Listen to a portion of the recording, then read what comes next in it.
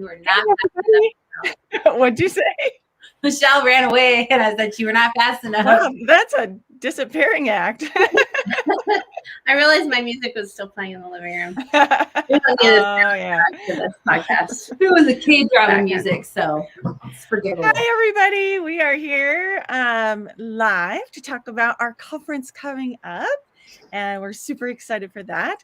But first, we're going to tell you all about what we've been doing. So, Michelle, want to take it away?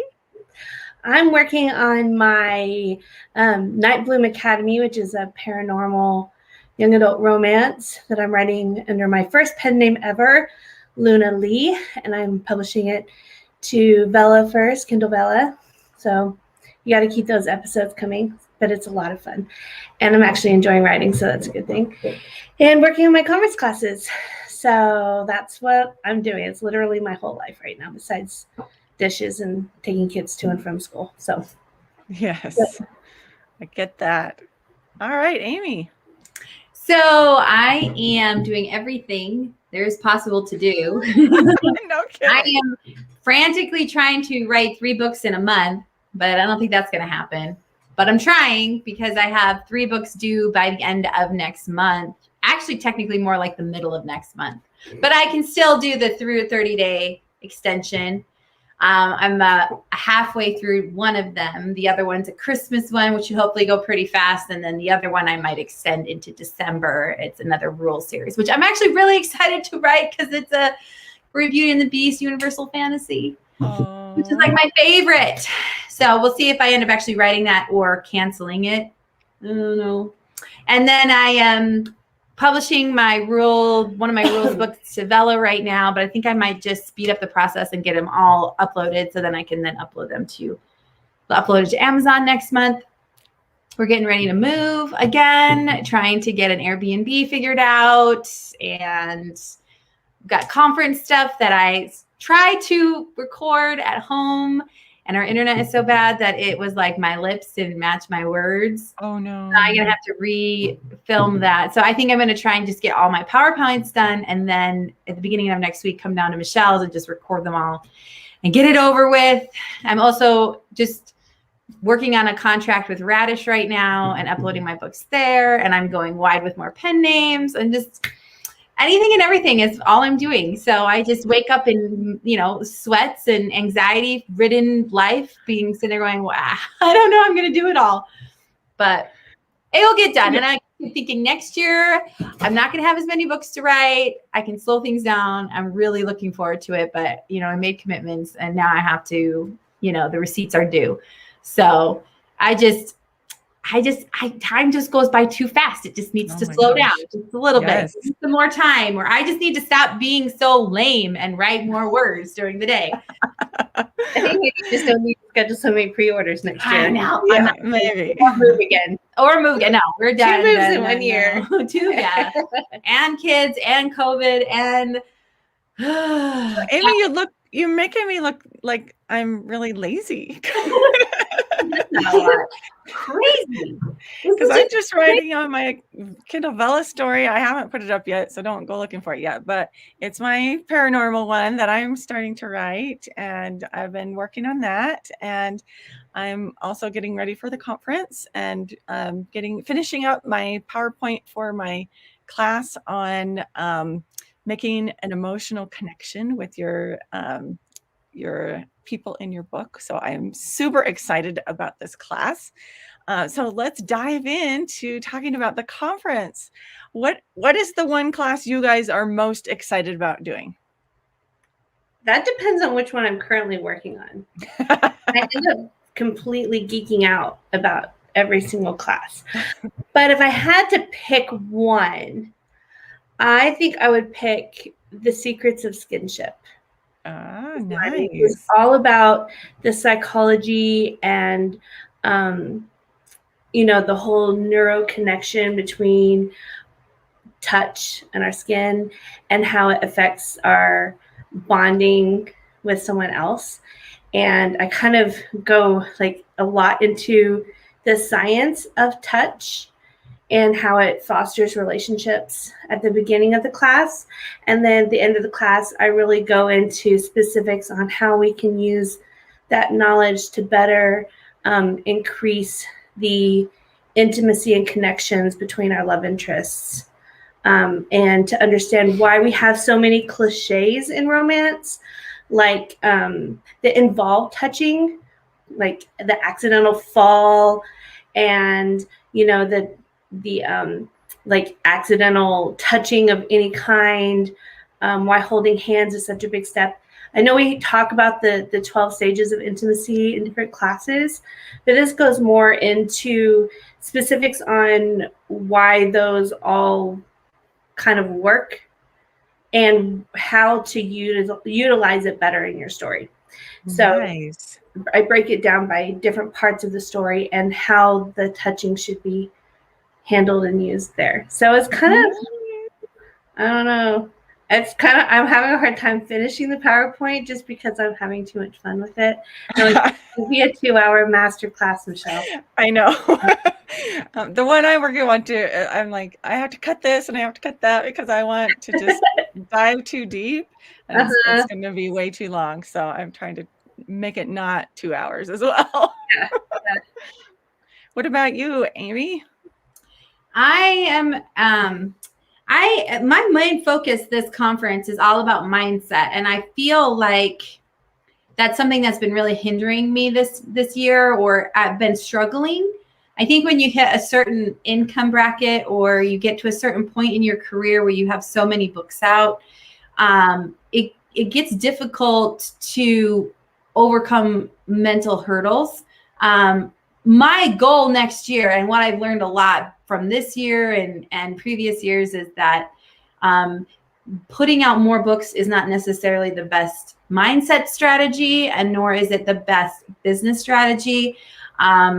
And so I'm really just trying to distill that information all down and how, you approach your business. And so that has been interesting to me. I'm really excited for my interviews that I'm going to be doing with Bridget and Lee. I was rewatching mine and Lee's conference interview last year. Was really great. And I was like, oh, I needed to hear this, and hearing strategies of going wide and all those sorts of things. I really, I talk about having a crazy schedule right now, but I'm really trying to set myself up for success next year where my life can slow down. Like trying to figure out what's the best for each one of my genres that I'm in and setting those up for success. And then, where I don't have to spend as much time focusing on them, but they could possibly be making me money, like kind of more passively in the background, and making plans for my next book, learning how to write, and so it's like, it's all this mindset stuff that I've come up with, because it's really like, it's not lack of desire and it's not lack of want. And most of the time it's not even lack of know-how. We all know how to write, and we all know basics of advertising, you could take a basic class. It's more about what is in your mind that's holding you back. And that's been a huge eye opener to me in realizing, like I did in my moving mindset from frontlist to backlist information, and just looking the last 3 years in my publishing schedule. I think in 2019, I think I published over 15 books. Some of them were box sets, but most of them were brand new books. And then so far this year, I've published 4 or 5 books. And that's just me. I mean, I did have 2 co-written books, but I don't really count those because she wrote them and then I edited them and add stuff to them. So I'm like, the huge difference. And even though I wrote more books in 2019, I have less books this year. My income is higher. And it's because I shifted my mindset from frontlist to backlist. So anyways, it's just interesting how that, how I'm trying to, it's more of a abstract concept, is kind of like, explain to me why I do this, and so it's a little harder to teach. I'm trying to just open people's eyes. Oh, I made a graphic to show like how many books I sold the first month or the first week my Magnolia book was out, which is 1,000 copies because it's wide, versus how many books you sold when you became New York Times, which is 100,000 books in a week. And I was like, that's a big look at how, like, what the difference, and you can see how many more people I'm not reaching. And these are how many more people are people who would buy my book. You know what I mean? And so it's trying to get out of this. I've sold to everybody I'm ever going to sell to, and I need to stop advertising because I'm not going to be able to find that. We put these roadblocks in our way. And so that's kind of where I'm at. What about you, Victorine? What are you excited to teach? Oh, I'm teaching 2 classes this time, and I have all my other ones up from last year. But the one I'm most excited about is the one about making emotional connections with your characters. And I am diving a little deeper into it than I have in any other class I've taught. And so it's super fun to give some practical tips on how to show your characters connecting on an emotional level and how to deepen that level. I talk about if your character gives your other character flowers, that's nice. That's kind of a level 1 kind of kind thing they're doing for the other person. If they give their love interest their favorite flower, that's kind of a level 2. It kind of deepens that connection a little bit more. But if they know something specific about that person, like their brother, the death of their brother's anniversary is coming up, and a certain flower reminds them of their brother, and they give them that flower on that specific day, that deepens it even more. And so you can do things to deepen the connection between your characters. And so I'm going to go into all these tips and tricks on how to do that. And I'm also showing clips from movies and Korean dramas where they do this so well. And I'm just super excited to teach that class. So we have some live events that we're doing as well. Michelle, you want to talk about what we're doing live? Yeah, so every morning we're going to come on as like the Writing Gals, whoever can make it. And we're going to kind of give everybody this fun welcome and give some announcements for the day. We'll probably chat. And at any point during the conference when we're live, there's going to be a chance for you to ask questions. Maybe something that you've watched in the class, one of our classes, or something like that. So that's going to be fun, but we're going to have some specific Q&A panels specifically for asking questions. We're going to have, let's see, let me look at the schedule. So it looks like we're going to have 1 Q&A on Friday and 2 on Saturday. If you look at this, the graphic that Victorine made that's on our Facebook group and probably on Teachable, you can see that the classes are all divided into 3 different categories, and one of them is craft, one of them is business, and one of them is like specialty classes. We're going to have a Q&A panel for all 3 of those sections. And so because you'll have 2 days this time to start watching the classes before the live portion of the conference begins, you're going to have a chance to really like watch, especially your favorite or like the classes you really, really want to get to first, and then come on and ask questions based on those classes during those live panels. And then we're going to have live panels on some topics that are really popular. I'm still trying to figure out if I can squeeze in a fantasy romance panel. I'm not sure yet, but we're definitely going to have a contemporary romance panel. So we're going to have multiple people available on that who are presenters in our conference, and the 4 of us are going to kind of switch in and out on the panels, just specifically to talk about contemporary romance. We're going to obviously have Amy's interview. This is all stuff that's happening on Friday, by the way. Although, Amy, your interview with Bridget is on Thursday. Mm-hmm. So some of the fun stuff starts on Thursday. So there's going to be the interview and a live sprint session Thursday evening. And then... Which is huge. The sprint sessions are awesome. We really enjoyed them last year, and I got lots of words written, which is good because I need a lot of words written this year. Yeah. We were kind of surprised how popular they were with people who attended last year's conference. We literally just get on and we all just type where we are at, and then they call time at 20 minutes. So let's see how many words everybody got. Or how startled you can make everyone when you yell time, and everyone goes, ah! It's just fun.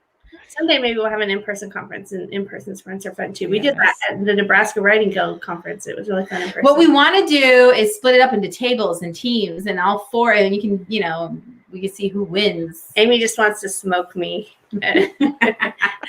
Always likes beating me. Okay, so There are two other people too. I know.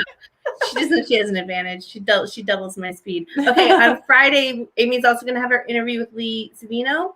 Then we're going to have a marketing panel. So it's people who are super smart about marketing, and they're going to answer questions and just have a general discussion about best practices and maybe new things that are happening with marketing, things that are really working right now. And I have learned that it's important to listen to multiple people when you market, because there are things that people are doing that you wouldn't even think about doing, or that you don't have the time to do it. So if you think that you know everything about marketing, come to the panel and I bet you will learn something that you didn't know. Yeah. And then we're going to have a young adult panel on Friday as well. And then starting on Saturday, we're going to have a rom-com panel. Rom-com has just blown up this year. And it's always been around, but this year, kind of the tail end of last year and into this year, is just become a super strong category across the board. It was, I think, stronger and steamy before, and now it's really moved into clean rom-com has seen a surge. So I know a lot of people are really interested in it, and it's kind of a hard one to write. It's like, where is the line between regular contemporary romance and rom-com? Like, there's that funny element, but like, what's funny and how funny, and is funny all that matters? Is it about, character voice? Is it about like certain expectations? And so that panel, I think, is going to be really popular and helpful with a lot of people. And then we're going to have another one about alternate revenue streams, where we're going to pick Victorine's brain and Kelsey's brain, Amy's brain, different people who have found other ways to earn money besides just the sale of their actual book. Right. So like using like Kelsey Stetling, her cupcake Curvy Girl series, she has created hats and t-shirts.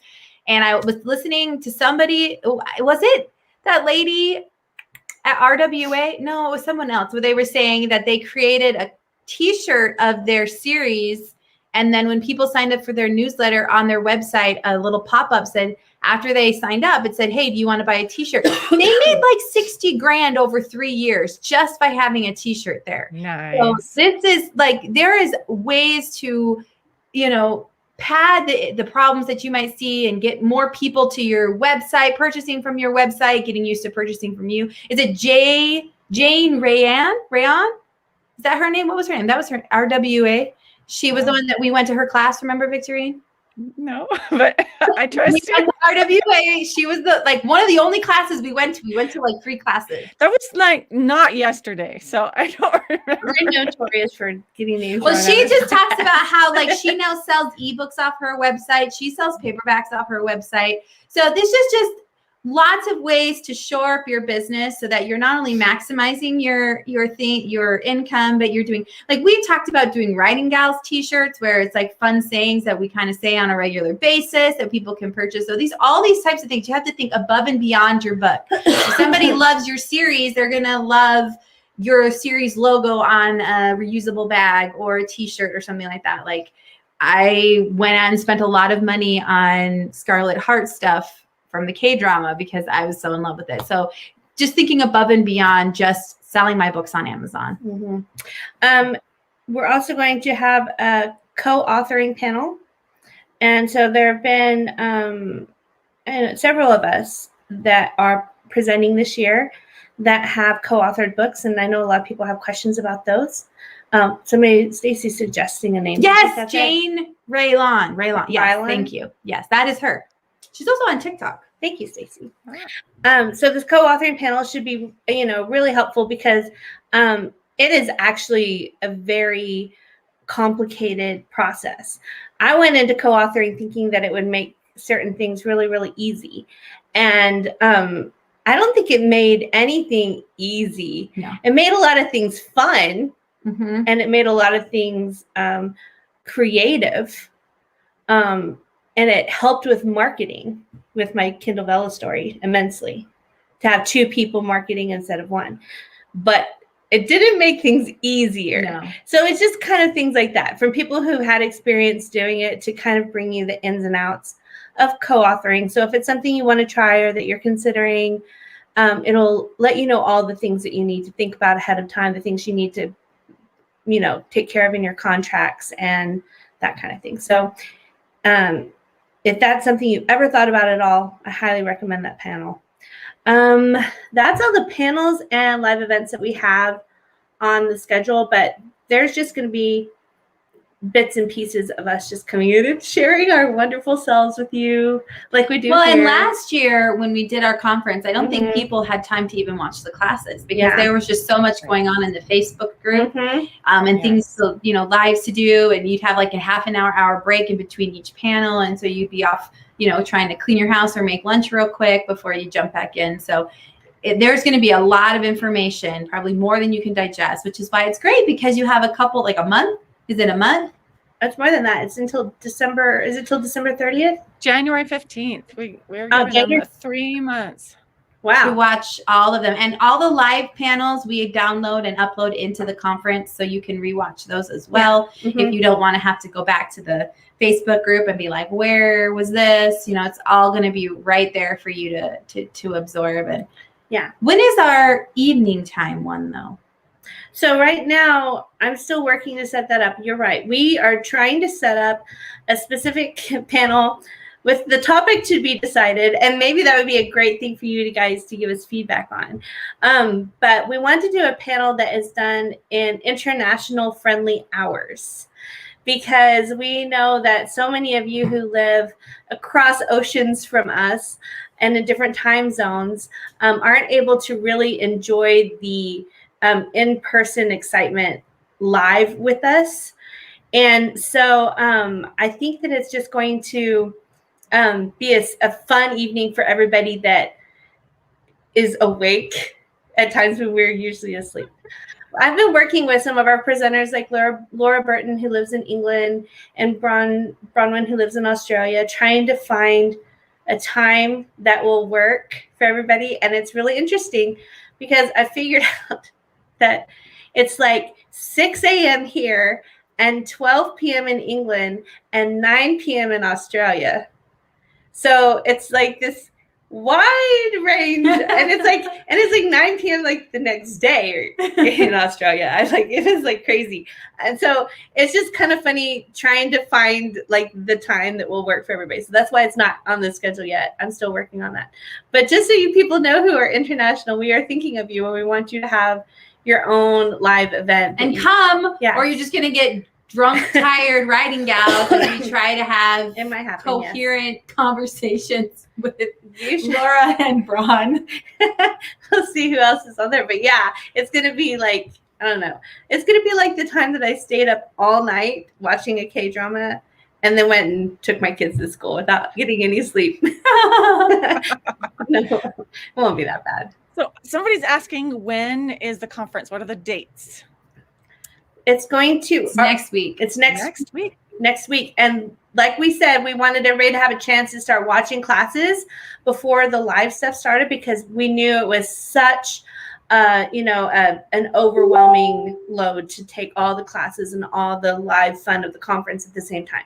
So all the pre-recorded classes are going to drop in increments. There's going to be 4 different class drops, 2 on Wednesday the 13th, 2 on Thursday the 14th. And then most of the live fun for the conference is going to be held Friday the 15th and Saturday the 16th. And then Sally says she's not in Facebook anymore, but she misses us. So don't worry about, the lives or the panels. We're really going to try to finish and then get it uploaded to Teachable as soon as it's afterwards. Yes. So you might be a couple hours behind what we're doing.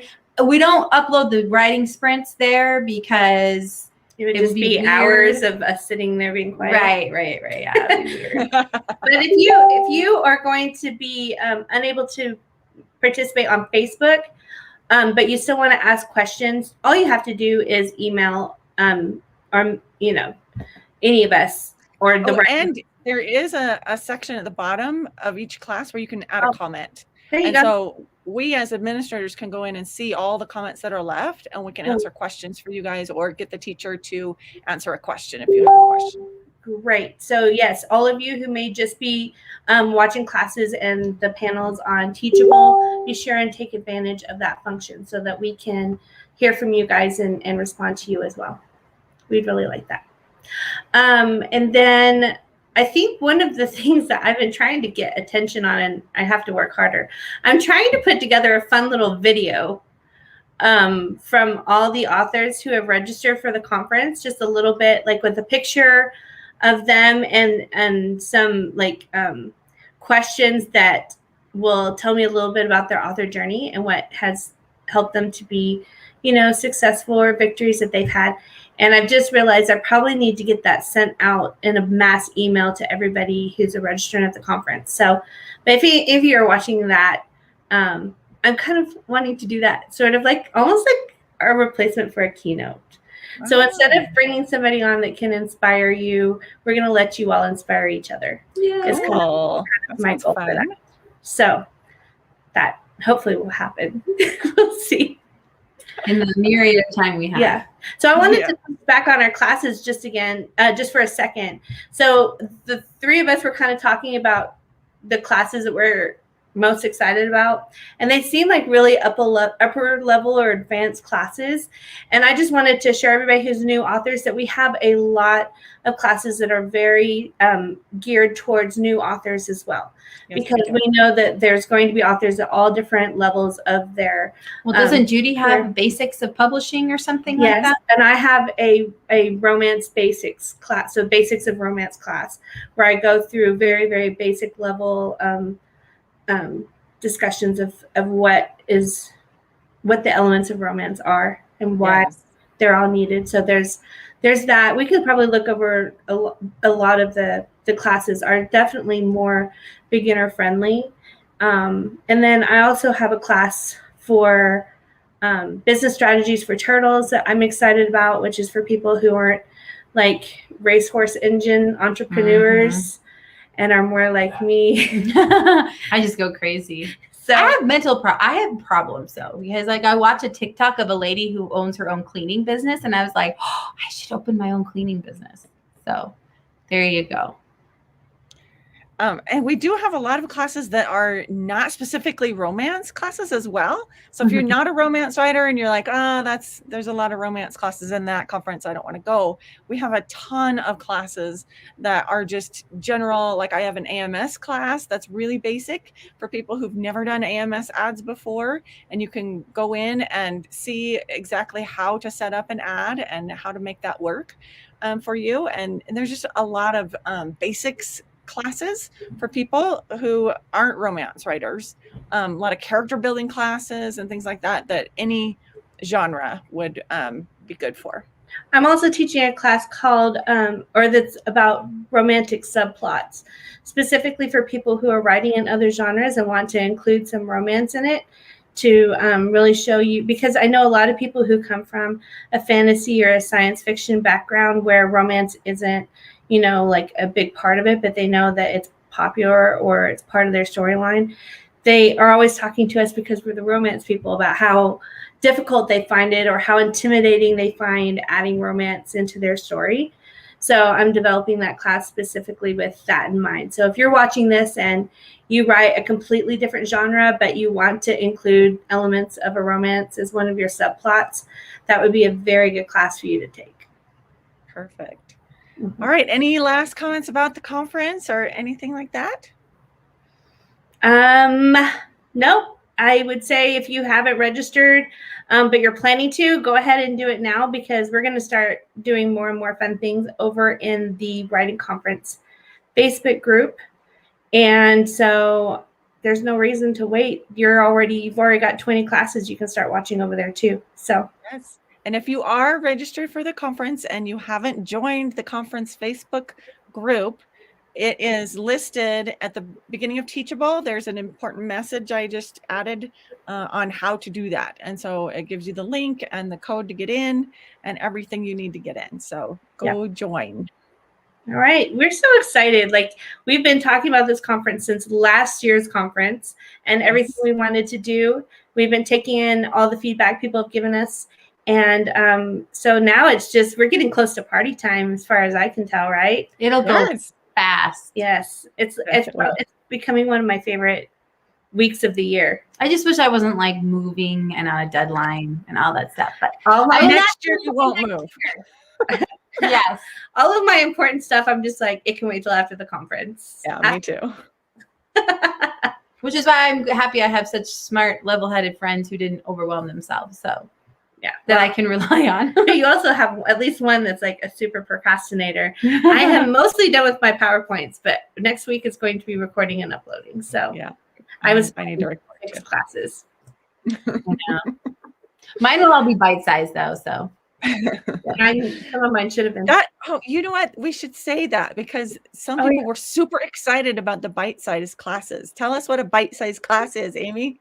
it's short. It's like 15 to 20 to 30 minutes. It's not Mhm. long. It's something you can watch quickly. Yeah. It's very distilled information. And it's not like our podcasts. So So love distill it. all the important information for you, boom, so you can get it and not have to worry about, oh, I need a big chunk of time to watch this whole Yeah. big long thing. And on Teachable, you'll be able to see that we're going to set up a special section with all of those classes, so you'll be able to find them really easily. So you'll know where to go just to watch the quick. it's like what I tell my Bite-sized husband when he classes. starts to tell me something. I'm like, stop taking me on a journey. Just tell me what you want me to know. And that's what it is. It's not taking you on a journey. It's just, here's what you should do.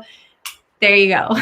Goodbye. That was my husband too. Like, It's the you're best. giving me way too many information. Don't and take me details. on I a don't need all.